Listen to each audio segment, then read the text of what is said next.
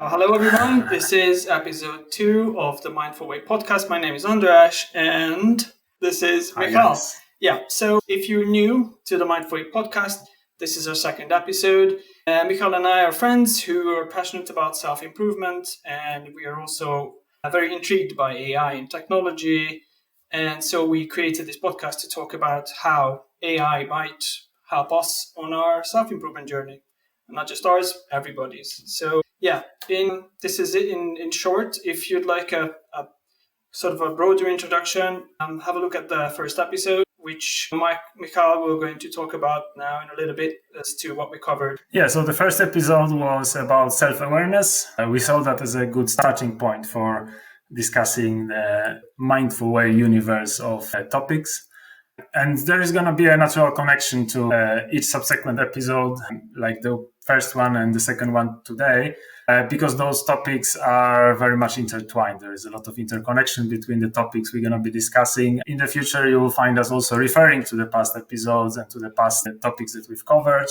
So yeah, self-awareness episode 1. If you've missed it, take a look because this is our introductory one. And also you'll see some changes between how we have done the first episode and this one. The first one was very unscripted, and so is this one actually, but we have felt a little bit discussed, like a good flow and a structure to it. So let's see how it goes. And if you have any feedback about how the show is structured, please let us know, because we want to get it the best possible for the audience so that you guys get the most out of it and we continue enjoying ourselves. So help us with the direction too. And so today's topic is about finding yourself, right? Which we both found very challenging to express in words. So we decided in this episode, we're going to switch things up a bit and start with AI to help us understand what finding yourself is, or at least see what it says, what it means to it. So we're going to jump into ChatGPT, and we created a quick prompt, which we're going to read through for those who are listening. And we'll take it from there. I'm going to start a conversation as the answer it gives is going to be new to us. It's going to be new to you. We've not seen what it's going to say. So this is part of the non-scripted conversation. So let's just do that. I'm going to jump into the screen, and then we'll put that on the. Yeah, and just to add here, while this is launching, that we want to put ChatGPT here up front. Of course, there are several AI tools and even those large language model tools that exist and that are out there. ChatGPT is by far the most popular one, so that's the one we are using. We are also playing with others like outside of it to see how it all compares, but that's for other episodes. And we want to show using ChatGPT to people who might have not used it that much, because still it is fairly niche, even though there are hundreds of millions of people using it now. There are still a lot of people who have not even tried it. And of the people who are using ChatGPT, most are using it for productivity tasks. So chatting to it about those philosophical topics, or which a lot of them are related to self-improvement, that is not so common, right? And there are some nuances, the way it is being prompted and so on. So hopefully some of this will show through today. And it's interesting also how you are using it, and are you getting similar answers from it? Exactly. So let's put in the prompt we've created, which says, I am on a self-development journey and on a mission to identify the most impactful improvements, leaps I can apply in my life in the shortest time. I am seeking the highest return on effort actions across a broad spectrum of personal growth opportunities that are universal to all humans. Currently, I am interested in the topic of finding myself. Considering the context given, provide the most relevant explanation of the topic, followed by a short list of the most critical aspects of the topic, each with a practical action I can take. So, a very brief explanation. We're prompting ChatGPT. We're telling it specifically what we want it to do. So let's just hit send message and see what the answer is. Yeah, and it's quite important actually what you said about being specific, because it is kind of a universal knowledge now that best quality of output comes from more specific prompt or question.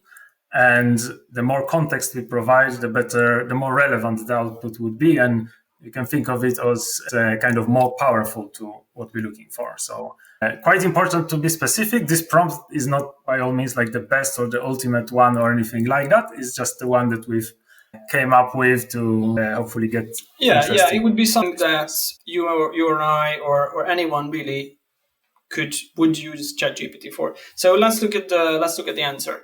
Embarking on a journey of self-discovery is a commendable pursuit, and finding oneself is a multifaceted process. It involves gaining a deeper understanding of your values, passions, and authentic identity. Here is a concise overview of the key aspects and practical action to aid you in this endeavor. So it's given us 6 points. So the first one is reflect on your core values. And the action it suggests is to set aside a dedicated time for introspection. Identify and write down your core values. Consider what truly matters to you in various aspects of life, such as relationships, career, and personal development. So the first point is introspection.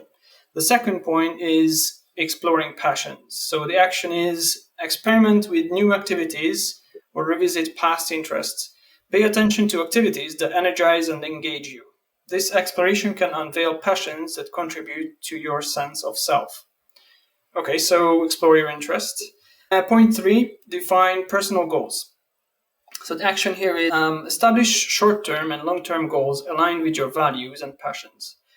Break them down into manageable steps. Regularly review and adjust these goals to ensure they align with your evolving self. Point 4. Point 3 was kind of like a summary of point 1 and 2, really. So point 4 is... I think that rather than like going through all the points, what we could do is we could drop that chat, a link to that chat for the audience to actually have a look at. And we could also continue that chat to further like refine the answer that it could be like the final answer we're seeking for.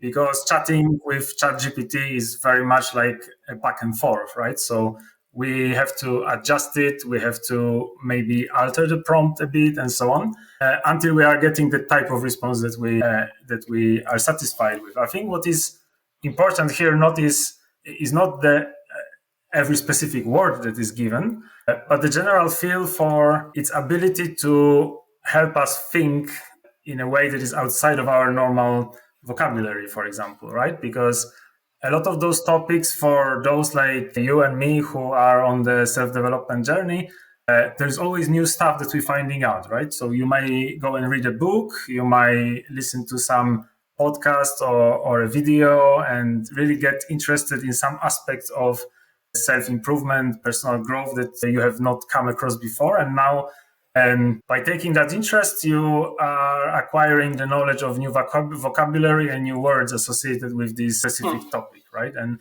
what we see here with ChatGPT, it very quickly gets us to the right vocabulary, to the right way of expressing and really naming what we already feel inside, right? If we are interested and our attention is drawn to some aspect of self-improvement, right? So any one of those that you just read, Andrzej. So like defining personal goal, what is the first action that can be taken, right? It is ChatGPT or AI, large language models seem to be wonderful at helping us name what we feel, what we are interested in, and to very quickly identify the way to get deeper into the topic, right? That's what I find interesting is that it is a very good guide. So it kind of guides you onto the right path. You might have these thoughts in your subconscious, but it will help you bring those thoughts forward, isn't it? So it acts as a guide to put you on the right path, if you know what I mean. Yeah. So we're gonna go back to this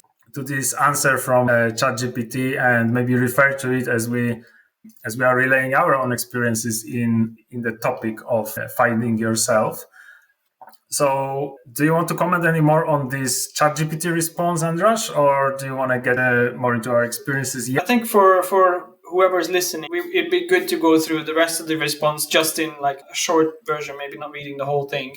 So yeah, just point 4 is about cultivating openness and vulnerability in your interactions. So sharing your thoughts. Point 5 was integrating meditation or starting reflective journaling. Point 6, and that's the final point, it's asking you to embrace your successes and failures and learn from your experiences. And then ChatGPT summarizes everything and says, remember, the journey of finding oneself is ongoing. We're going to link this into our newsletter. And if you're watching us on video, you can see the response itself. So, I'm going to stop sharing the screen and then we can jump back to talk about our own experiences, really. Yeah, just one thought I have to add about what we have heard and seen in this ChatGPT response. There isn't much of analysis about what it feels like to be lost, right? Because if we are finding ourselves, that means that we are lost. Yeah. And I think that's a feeling that anybody can relate to, probably for a lot more than we would admit. I certainly do. And the reason why this was not expanded on in the response or even included is because we have created the prompt so that it focuses on, it's very biased towards what one practical action I can take. So that also shows how important it is to write a prompt in a way that gives us the expected output. And then also the feeling of being lost, and that is a separate episode we're going to create around it, because it's such a big topic, especially in today's world when we're faced with so many different opportunities, and you just kind of find yourself being lost and not knowing what your purpose is in life. So we're going to create an episode around that topic. In conclusion, ChatGPT seems to be very good in putting you on the right path, finding the right words, giving you the actions to do that, to find your value, reflect, introspect. And this is, like we mentioned in the first episode, this is going to be a tool accessible for everyone, to a wide range of people. And we just hope that people are interested enough in self-awareness to make use of this incredible tool. I shared on social media that only 15% of people are truly self-aware, whereas 95% of people think they are. So imagine that. Right. Do you think you're self-aware? Then it made me start, it made me think, I consider myself self-aware, but how much, When did our journey start? How early, or where are we in our self-awareness journey and our self-improvement journey? Where are we? At what point are we at? End, beginning, Is there a lot to explore still? Do we know ourselves truly? So there's so many questions. Yeah, I think that's quite arrogant stance to feel like we already know it all. And most people who are doing work on themselves, or all people who are doing work on themselves, have realized that one of the early things they have realized is that there's always more we don't know than we do. And like you alluded to earlier, we are living in this world of endless choice. Yeah. We can almost be going million directions, right? So feeling lost, you're right, a great topic, and for sure deserving a separate conversation, a longer conversation. And so, let's go into finding yourself and, what it means to you, Andras, and what personal experiences you can relate to that. So finding yourself it was really difficult for me to put it into words, because it's, like I said to you before, it's almost like a feeling, like explain love. You can't really explain. It's chemistry. It's neurons working in your brain in a strange way that you can't really explain. But I tried my best. I put some keywords down and key phrases as to what it means to me. So if I want to visualize it, it kind of looks like you're on a hike in a forest with a group of people, and you always have a leader. You're always looking for someone to lead the way or suggest a route. But finding yourself, to me, means it's forging your own path. So finding your own path without listening to others or letting be influenced by others or There is, if you go through, when you're going through life, you come across people, you come across friends or parents or partners who you kind of succumb to an influence. You let them lead the way, and you kind of forget about yourself as an individual. I have opinions. I can be my own individual. That I can have a conversation. I can have an argument with someone who is not sharing the same values as I am, and we can have a constructive conversation. So it is really stepping out from someone or even a group of friends' shadows. It's stepping forward and saying to the world, here I am me, and these are my values, this is what I represent, and so I'm going to take this forward, and I'm going to be the person who people can either come for support or ask for your unique point of view. That's another thing, having your unique point of view of things, not being influenced by social media or friends or family or anything like that. So it is really the part of self-awareness where you take action, where you say, I'm going to align my actions and my relationships with my values. And a good example is, I have a couple of examples actually that kind of people might find something that they can relate to. Is, for example, people who have negative energy. So when I was in university, I was working and I was putting myself through school. So it was quite a situation. I had to make my own living and also go to school full time. And I didn't have much room to emotionally to support or to be there for someone. And I met someone who was very much in need of emotional support. And so, reflecting on the relationship and the conversations we had, I realized that this is not something I can do at this moment. I cannot, I don't have the scope to be able to support someone emotionally and deal with negative thoughts and give advice. So that was kind of me knowing myself to a certain extent and saying to that person, look, this is not the time for me to be able to carry this forward. And another example is when you come across people, or perhaps your friends or family are like this, materialistic people who value things, cars, houses, expensive things, and they keep talking to you about what they have and what you don't have and why you don't have it. And for example, you drive an old car, why don't you replace it? Why don't you have a nicer one, better one? But then having these conversations, you realize that this is not what's important to you. So it's kind of like an awakening and saying, these are not my values. I don't share values with these people. So why have them around me? First of all, to make me feel bad, if you let it make you feel bad. But if you don't, then it's clear that you have nothing to talk about. So, and then it's time to make an action, replace those people with friends who align, whose values align with yours. So you can talk about what you find important, which is family and friends and experiences, and not materialistic things.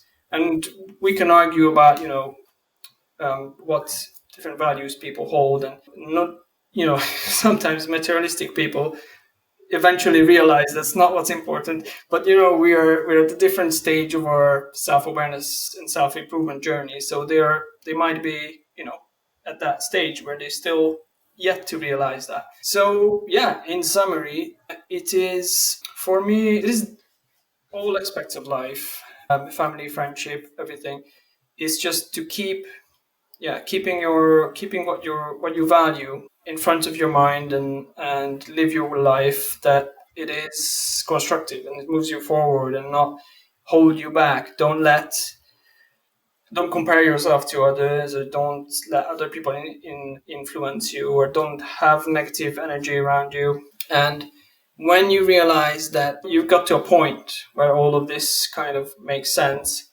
it gives you a sense of empowerment. You then start to think about yourself as an individual, and you kind of, look, I'm grown up. I found myself in the world. This is me. And finally, me. It's like when young men go to war, go to the military, and then come back. They changed, and they suddenly become a man. And this is what I felt. For example, when I went to live abroad when I was 22, I was really young. I went straight from living with my parents into a brand new world, a new country. I had to, make my own living, find a job, pay my bills, and all of that. So, and interestingly, when I came back, all my friends said, "You've changed a lot. You've grown up. You've become a man." So, yeah, it is an amazing journey, and then the feeling you get when you get to a point when you realize that I can stand on my own 2 feet. It gives you a great sense of empowerment. So I don't know if it makes sense, but this is what it means to me. Well, for me, it's fascinating to hear that, and I suppose for the listeners as well. So thanks for sharing. And I have several questions because Okay. my mind has been going all around, seeing how it relates, to my experiences and to just my understanding of how things are with humans. So the best way for me to start here is to ask you about, you said about forging your own path, right? And about saying here I am, here are my values, here is who I am. So I'd like to explore a bit further with you, two sides of it. One is what's before. So what is the necessary ingredients to fuel that, to give you that power, right? Because that's what a lot of people struggle with, is not having that energy and that's, that stimuli, that kick for going through this hard process of finding yourself, right? To arrive at the end that this is who I am and this is my values and this power to be forging this path. And then on the other side, so maybe start with this one, but then follow through with, okay, now I'm referring to what you said, I'm the man. So I have grown up, now I know who I am, I found myself. And that's the permanence of it. What I find with myself, that I am not, at any stage, I am completely sure that this is who I am. Is almost always evolving, and I'm wondering if your experience is similar. But yeah, maybe let's first explore what's before, what gives that power and energy. What was it in your case, right? What did it for you, and what do you think is really important? What prompted me to step on this path to improve myself? Is that what you mean? Yeah. What are the why could be many people struggling with it, and why was it difficult for you to get through that process to finding yourself, to identifying what are your values, or was it just simple and easy and that clarity came quick? No, it's definitely a part of it is stepping out of your comfort zone. It's very comfortable to hand lead over to someone or a group of people or your parents. It's comfortable. It's like having a job and not really being too happy about it, and then but be comfortable because it's safe, it's secure. It's not really what you want to do, but it beats the effort of finding a new job. I think it's similar to people as well with self-awareness. I think it's more comfortable people not to think about this rather than getting on the journey and getting to know yourself. I have a healthy amount of curiosity. When I was a child, every night before I went to bed, I had a question to my dad. I asked him about anything. So I was curious about my potential as well, and so that led me to just to go to university when I was 30 years old. Or it's always, I always had that finding my potential a little bit, stretching the boundaries a little bit. What can I do? if I go to university, can I finish it? It's an exploration.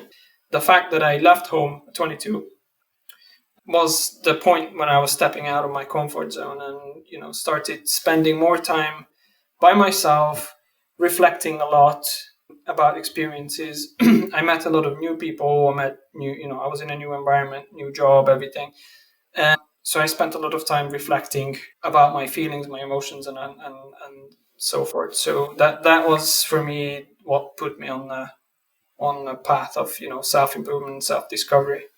Mm-hmm. Interesting. And just a side question, my curiosity, what motivated you to, like you said, see what I'm capable of, or how far I can go? Was it more your desire to prove those things to yourself, or prove to others, or like a mixture? It was never about others, because I consider myself sort of like an old soul. Like, emotionally, I've grown up quite quickly. So I realized that if I do something, I do it for me and not for others. And that only got better as I aged. Now I'm in my 40s. I don't really put a lot of weight into what people think, about me, really. Mm-hmm.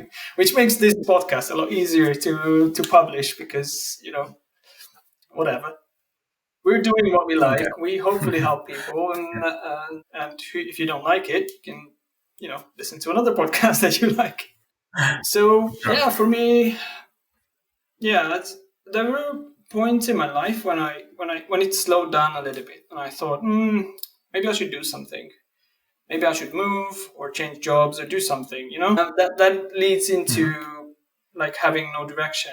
I felt a bit lost. And then I started thinking about, what is it that I would like to do, or I always wanted to do, or something. Maybe I can do some of that. And so, yeah, that's, I don't know if that answers the question.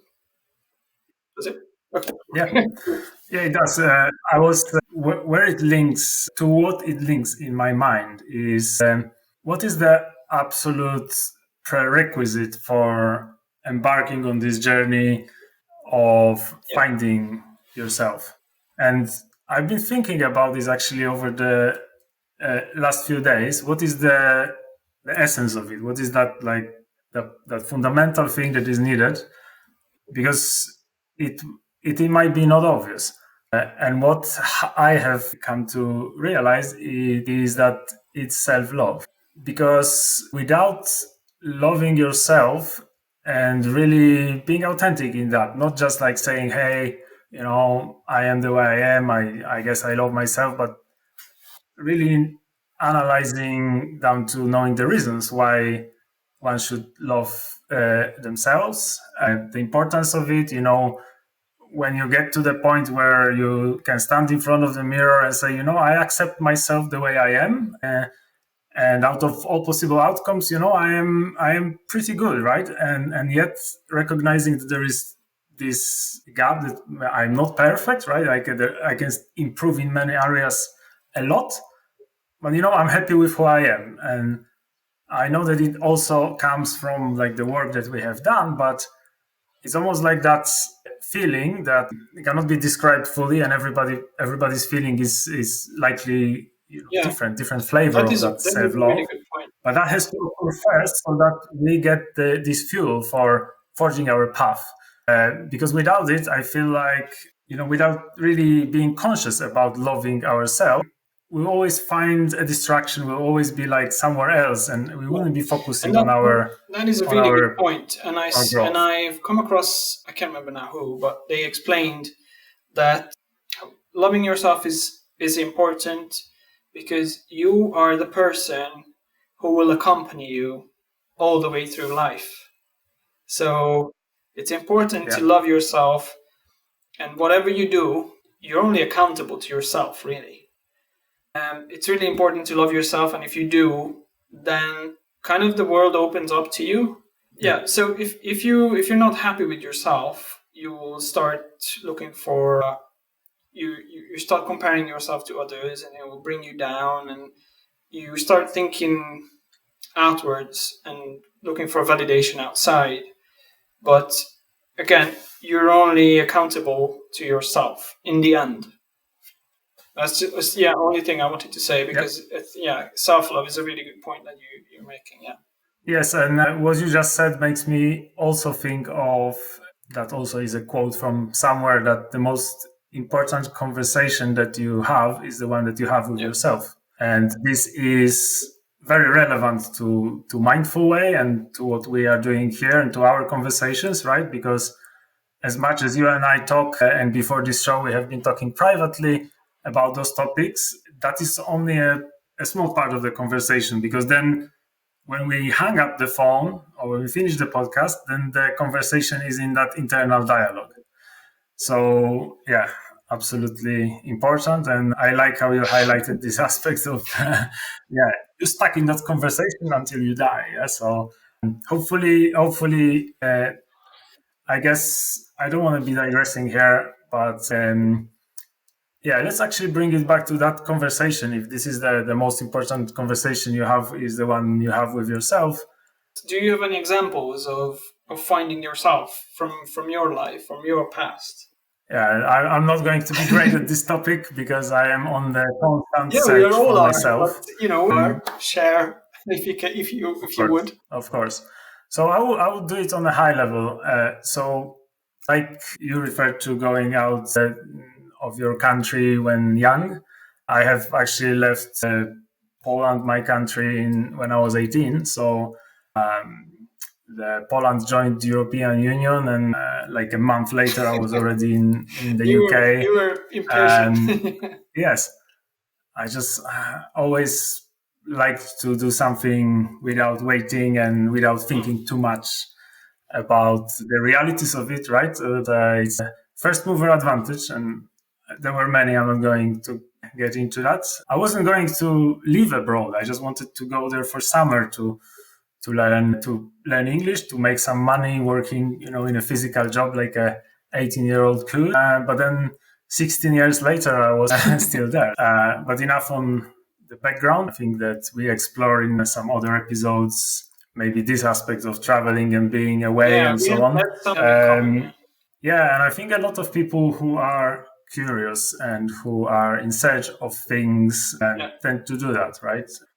Staying where you are is just like the birds. Why do they keep staying there? They can fly away anywhere. It's a parallel to self-improvement, isn't it?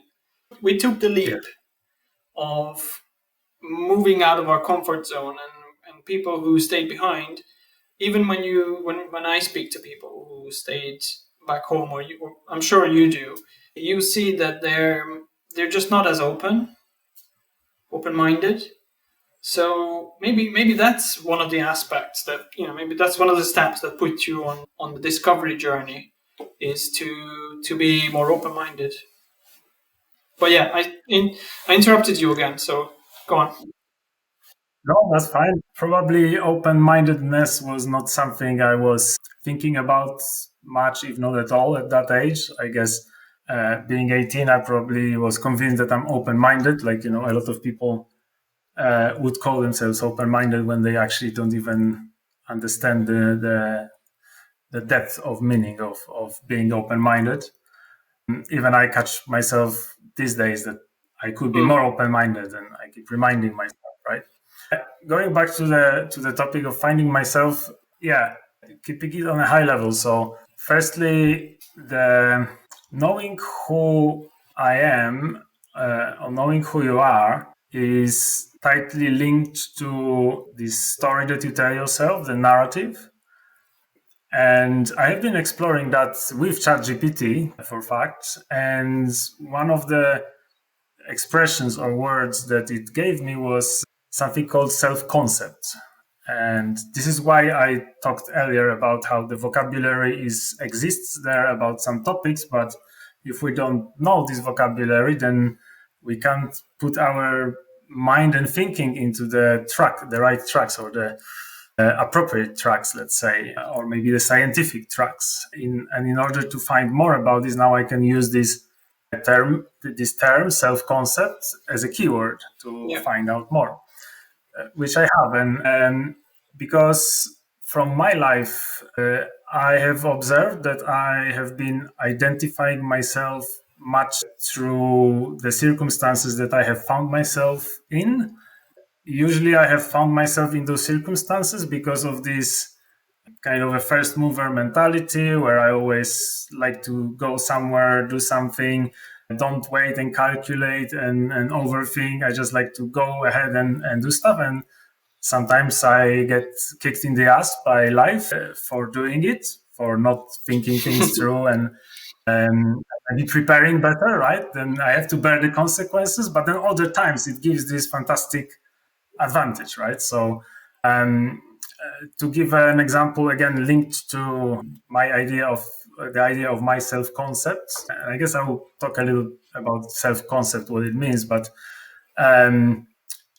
being there very early after this EU expansion in the UK, I have gone to university there before the UK have realized that all kids coming from Poland or teenagers coming from Poland would have their parental income below the cap, which was for the free admission to the university. So I got to study for free. Of course, a year later, it was adjusted properly. So only very few people who were there first, who managed to do it in time, like myself, was able to benefit of it. And again, it was not planned. I was going to study in Poland. I had all my exams already passed for university in Poland. It was just going to be a summer adventure. And then why I'm talking about this is because of this link to finding myself, because suddenly now I find myself not just being for summer in the UK, but living there and now studying there.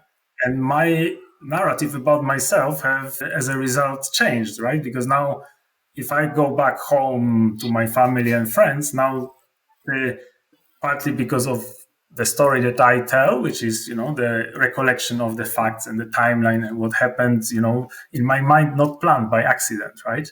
And then their narrative of how they understand it, how they see it, do they see it as a good thing or as a bad thing? And there is this social mirror always that we have to be mindful of that, yes, you said earlier about not listening to what people say, and even more specifically, what they say about us, because they are not living our life. If we analyze more thoroughly, we see that people's idea of what is our life experience is actually very poor. People don't know how it feels to be us. So then this personal narrative that is curated by us, because in the end of the day, we are in charge of the selection of words that we choose to describe like who we are, what is our story, where we come from, where we're going.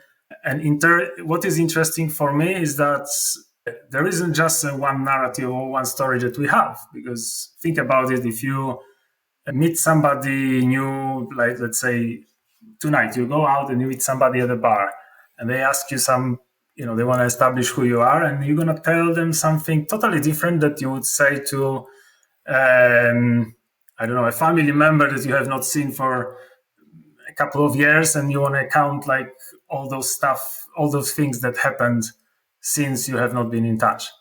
So there isn't just one narrative and one story, but there is an overlying system of values that all of our personal narratives have to be fitting to.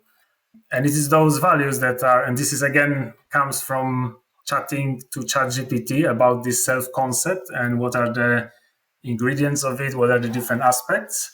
It is having that firmly defined set of values is like the lighthouses that are guiding us through the storm of life. And the narrative that we have about ourselves, the self-concept of this, set of beliefs of how we believe we are perceived by others and how we would like to be perceived, and that also has to come along together with the evidence and the actions, right? Because there is this, like in any story and any narrative, there is always this dilemma of truth, like what is true and what is not, and how much you can take away from the story for it still to be true. Like what is the minimum level of detail that is needed there, and then how much of like expanding on a story is maybe diminishing some other aspects of it. Therefore, is it true? Like, what is true? And truth is everything that is congruent with our personal values. This is true. It might not be truth of others, but we have to be true to ourselves. And establishing values, personal values. So what are personal values? These are, in my mind, out of many things that we care about. What are the things that we care about the most? So even if we narrow this list down, and again, this is some substantial work that one must do, because maybe others have different experience of life. My experience is that it's difficult to choose those top values that are the most important to me. I'm just a curious guy. I'm interested in so many things I feel emotional about. But what are the things that I would die for? What are those things that are really the values that are kind of supporting my life's philosophy? And then every narrative fits to those. But your core values, I think it lives within you. You just need to realize what it is, what they are. Because as we are different personalities, I think our value is a kind of part of our personality. So you just have to bring it out in a way. I think you have to realize, okay, I'm this sort of a person. I am, my value is, I value relationships or value friends, and some people value experiences, more money, or what kind of what do I look like to the outside world, where for us that really doesn't matter. But different people, different values. We cannot judge others because they have different values. So I think you and I have a lot in common, because we were both very young when we went on an adventure, and we kind of, never returned back home. And we went through very similar experiences. I went to uni in the UK as well, and it wasn't planned. It was just something. It was a step in the journey. And when I meet someone who also went through a similar journey, they kind of share the same values. I can see the experiences also form your value system, because when you live abroad, you live away from your family. So you start realizing how important it is because you don't have it. And so that forms your value system as well. So yeah, it is something that we can talk about, for so long. Well, what I would suggest, we already had a couple of topics there that we say, okay, that's worth another episode, and that's probably something that is going to be ongoing, because there is always going to be, how far do we go away from what we see the core topic of an episode.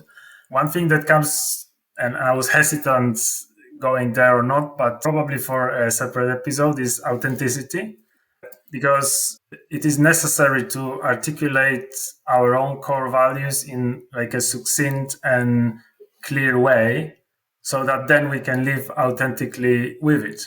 And in my experience is that most people don't have values articulated and defined. So it's very easy to back off from things. Then they are not true to what they think is important to them, but they are not sure what is important to them because they have not done this work. And that might lead to people appearing inauthentic to others, right? And inauthentic to themselves too, because, clarity breeds results. And once we are clear about this is what is important to us, these are our values, does it mean that we have always in our life conducted ourselves consistently with those values? Well, not necessarily, but now that they are clear and we have established, making a deal with ourselves that, out of everything I care about, here are the, let's say, 5 things that matter to me. And they can be in our own words. It doesn't need to be anything sophisticated, but then make a deal with myself that everything I do is going to be consistent with those. Those values will not be broken, because these are the most important ones, right? And for everybody, this set will be different. But living authentic life is a big topic. Yeah, I'm just looking at the draft newsletter that will go out with this podcast. And then there is a point there we're making as to how independence relates to a mindful way of existence. And we bring a point into being independent enables you to be your true self, your authentic true self. But it's very important that it has to go along without fear of judgment. So don't worry about how others might judge you, because you're being true to yourself. So I think that kind of makes it permanent. Your values, okay, this is me, these are my values, and I'm not going to move away from them. I'm not going to let other people, tell me that this is not correct, what I believe in. And you just, argue your points. And even if you disagree with someone, you try to make them understand. And some people won't understand because they are not at that point of their self-awareness journey or self-improvement journey. But important for yourself to believe your authenticity. And again, the starting point is self-love, right? Because self-love is necessary to not care about what others say. I guess, like, if we lack self-love, things will always bother us in what others say. It can be strangers or family or friends, but it's good to be open to and listen to people, just not take it in and not be affected by it. And that comes from, like, when your cup of love is full for yourself, then there is nothing more that can be added. So there's no room for what others. And I think it's important to clarify listening to people as to letting them judge us. Because listening to people is good, because you want to be open-minded. You want to listen to other people's point of view. When what they say comes from a negative place or a place of judgment, that's when you need to kind of resist. Because I thought it was important to make this distinction as to listening to people is good, because then you get to know other people, get to know other people's perspectives. When they come from a negative point of view, then negative place, then then it's judgment, and then that's not what you want. So we are at 56 minutes. So I think earlier you wanted to say something about the large language models. So do you want to do that and finish on that point, or? No, actually, I'd like to add a couple of dimensions, because yes, we've been going back and forth on this topic, and it is complex. It is an open discussion. The point here is not to find answers, is to stimulate our thinking. And like we said, most of the thinking really is after our conversation finishes, because then where the cogs are going to be in our mind and will be taken forth to the mindful way journey, the next episodes, and our own life experiences. I would like to add to the conversation is when we don't find ourselves, it's important to acknowledge that people who don't go through this effort and do this work might be experiencing those negative consequences of not doing so. Amongst that are this feeling of aimlessness. When you don't find yourself, like, it can be very demotivating to feel like there's no aim to everything, to existence, right? Existential kind of stuff. And another manifestation is a high probability for internal conflicts, because when we have all those different things that we care about, sometimes they don't align one with another. So internal conflict can be very exhausting and can dominate somebody's life and have a destructive influence on somebody's life. So I wanted to bring those. There are probably many others, right? Because when you are not really there in knowing who you are, then relationships with others is another example, would suffer, right? Because we can have such a higher quality relationships when we know who we are good at articulating it to others through words, okay, but mostly through actions, because it's not like every day you talk about your values and who you are showing it, right? And you can add some context that this is my understanding of how life is, or here I'm being a philosopher and talking about this and that, but in the end, like, people are going to see what we're doing and then read from that.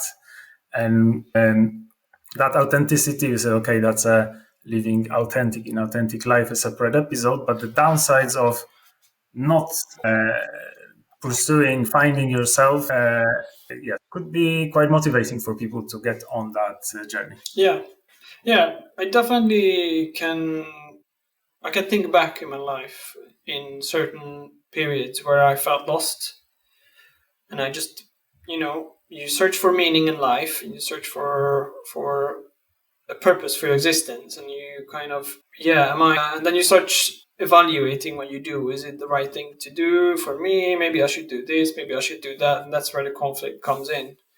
And I think we all go through, at some point in our lives, we all go through that, inner dialogue. What is my purpose in life? So I think it's definitely something that I think we can all relate to. You, I, our listeners, and everyone. And we'll make that a topic for, I think, our next one. Let's decide. Our next podcast will be about a surprise. And everyone who's still listening to us, they have an insight into what the next episode is going to be. It's going to be about direction and feeling lost, and how AI can help us overcome that. Let's try if ChatGPT can put us on a path to finding purpose. Yes. So about the chat we had today with ChatGPT, like we said, we are going to share a link to that conversation, and what was here talked about during the podcast and shown on the screen, and for those on audio only narrated, was beginning of the conversation.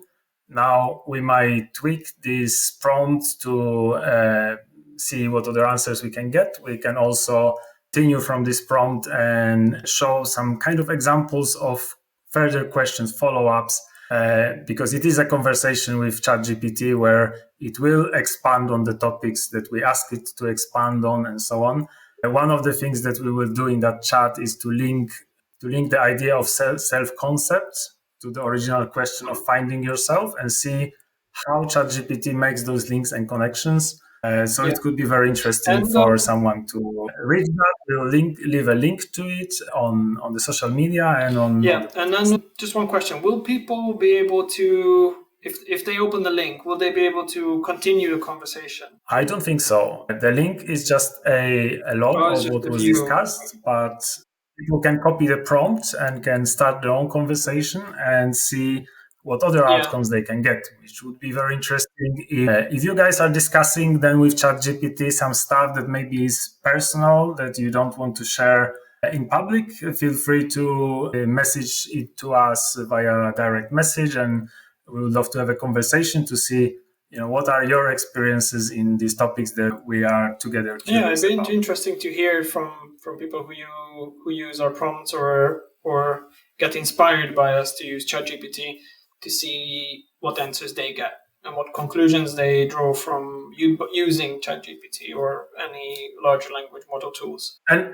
like we said in the beginning, we are trying what works. We are playing with it, and the structure of this podcast and how we are using ChatGPT for those topics. But if you have some suggestions, or you find some good ways that could help us be better at it, please let us know. Or any questions you have, any things that you would like us to try, and give us. If you're developing a large language model, let us know and we'll test it. We will compare it to what's out there. Excellent. So thanks everybody for joining us on this conversation, and thank you very much. We'll see you in the next one soon. Bye. Bye.